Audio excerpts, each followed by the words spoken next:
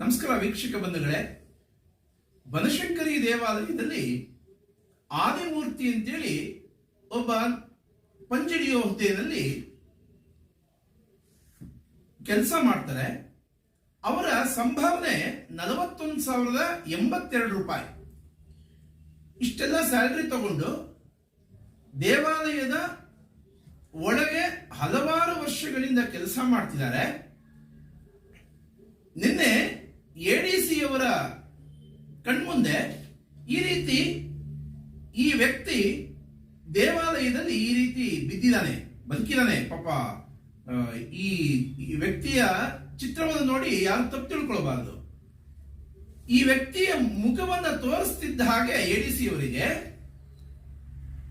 ಅಲ್ಲೇ ಇದ್ದಂತ ಕಾರ್ಯನಿರ್ವಾಹಕ ಅಧಿಕಾರಿ ಕೃಷ್ಣಪ್ಪನವರು ಚಟ್ಟಿನೇ ವದ್ಯ ಮಾಡ್ಕೊಂಡ್ಬಿಟ್ರು. ಈ ವ್ಯಕ್ತಿ ನಾವು ನೋಡೇ ಇಲ್ಲ, ಇವ್ರು ಯಾರು ಅಂತಾನೆ ಗೊತ್ತಿಲ್ಲ ಅಂತೇಳಿ ಗಾಬರಿಯಾಗಿ ಹೇಳಿದ್ರು. ಅದು ಏನಕ್ಕೆ ಹೇಳಿದ್ರು ನನಗಂತೂ ಗೊತ್ತಿಲ್ಲ. ನಾನು ತೋರಿಸಿದ ಈ ಚಿತ್ರ ಅಷ್ಟೇನೆ.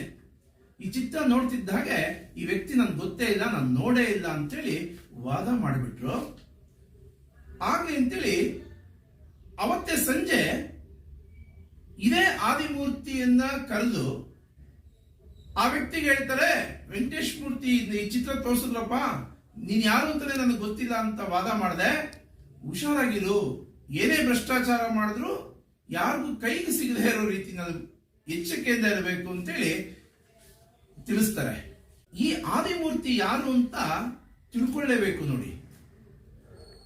ಸಾಮೂಹಿಕ ಮದುವೆಯ ಹೆಸರಿನಲ್ಲಿ ಬನಶಂಕರಿ ದೇವಾಲಯದಲ್ಲಿ ಕೋಟ್ಯಾಂತರ ರೂಪಾಯಿ ಹಗರಣ ಮಾಡಿದಂತ ಆ ರಾಜಕೀಯ ದಲ್ಲಾಳಿ ಹಾಗೂ ಇದೇ ಬನಶಂಕರಿ ದೇವಾಲಯದಲ್ಲಿ ಭ್ರಷ್ಟಾಚಾರದ ಪ್ರತಿರೂಪವಾಗಿ ಬೆಳೆದಿದ್ದಂತ ಶ್ರೀನಿವಾಸ ಮೂರ್ತಿಯವರಿಗೆ ಬೆಂಗಾವಲಾಗಿ ನಿಂತಿದ್ದಂತ ಈ ವ್ಯಕ್ತಿ ಈತ. ಆದ್ರೆ ಇವತ್ತು ಈತ ಯಾರು ಅಂತಾನೆ ಗೊತ್ತಿಲ್ಲ ಅಂತ ಹೇಳುವಂತ ಸ್ಥಿತಿಗೆ ಇವರು ಬಂದ್ಬಿಟ್ಟಿದ್ದಾರೆ ಅಂದ್ರೆ ಬಹಳ ಆಶ್ಚರ್ಯ ಆಗತ್ರಿ. ಬನಶಂಕರಿ ದೇವಾಲಯಕ್ಕೆ ಸಂಬಂಧಪಟ್ಟಂತ ಕಾರ್ಯನಿರ್ವಾಹಕ ಅಧಿಕಾರಿ ಒಂದು ಭಾಗ ಆದ್ರೆ ಅಲ್ಲಿ ವ್ಯವಸ್ಥಾಪನಾ ಸಮಿತಿ ಇಲ್ಲದಿರೋದ್ರಿಂದ ಎಡಿಸಿ ಜಗದೀಶ್ ನಾಯಕ್ ಅವರು ಅಲ್ಲಿ ಇನ್ಚಾರ್ಜ್ ಬರ್ತಾರೆ. ಜಗದೀಶ್ ನಾಯಕ್ ಅವರ ಹಾಗೂ ಕೃಷ್ಣಪ್ಪನವರ ಚಲನವಲನವನ್ನ ಗಮನಿಸಿದ್ರೆ ಕೃಷ್ಣಪ್ಪನವರು ಬನಶಂಕರಿ ದೇವಾಲಯದಲ್ಲಿ ಇಷ್ಟೆಲ್ಲ ಭ್ರಷ್ಟಾಚಾರ ಮಾಡ್ತಿದ್ದಾರೆ, ಪುರುಸೊತ್ತಿಲ್ಲದ ಭ್ರಷ್ಟಾಚಾರ ಏನ್ ನಡೀತಾ ಇದೆ, ಅದೆಲ್ಲದಕ್ಕೂ ಎಡಿಸಿ ಅವರ ಸಹಕಾರ ಇದೆ ಅಂತ ಮೇಲ್ನೋಟಕ್ಕೆ ಕಂಡು ಬರ್ತಾ ಇದೆ. ಅಷ್ಟು ಮಾತ್ರ ಅಲ್ಲ, ಕೃಷ್ಣಪ್ಪನವರು ಮಾಡ್ತಿರುವಂತ ಭ್ರಷ್ಟಾಚಾರದಲ್ಲಿ ಎಡಿಸಿ ಅವರಿಗೆ ಏನ್ ಪರ್ಸೆಂಟೇಜ್ ಹೋಗ್ತಿದೆ ಅಂತ ಅನ್ನುವಂಥದ್ದನ್ನ ಮುಜರಾಯಿ ಜಿಲ್ಲಾಧಿಕಾರಿಗಳು ವಿಸ್ತೃತ ವರದಿಯನ್ನು ನನಗೆ ಕೊಡಬೇಕು.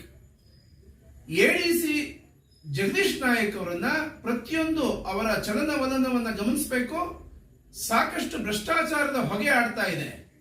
ಅವರ ಮಾತು, ಕೃಷ್ಣಪ್ಪನವರ ಮಾತು, ಇದನ್ನ ಹೋಲಿಸಿ ನೋಡಿದಾಗ ಭ್ರಷ್ಟಾಚಾರದ ದಾರಿಯಲ್ಲೇ ಬನಶಂಕರಿ ದೇವಾಲಯದ ವ್ಯವಸ್ಥೆ ನಡೀತಿದೆ ಅಂತ ಮೇಲ್ನೋಟಕ್ಕೆ ಕಂಡು ಬರ್ತಾ ಇದೆ. ಮಾನ್ಯ ಜಿಲ್ಲಾಧಿಕಾರಿಗಳು ಇದ್ರ ವಿಸ್ತೃತ ವರದಿಯನ್ನು ಕೊಡಬೇಕು ಅಂತ ಆಗ್ರಹ ಮಾಡ್ತಾ ಇದ್ದೀನಿ.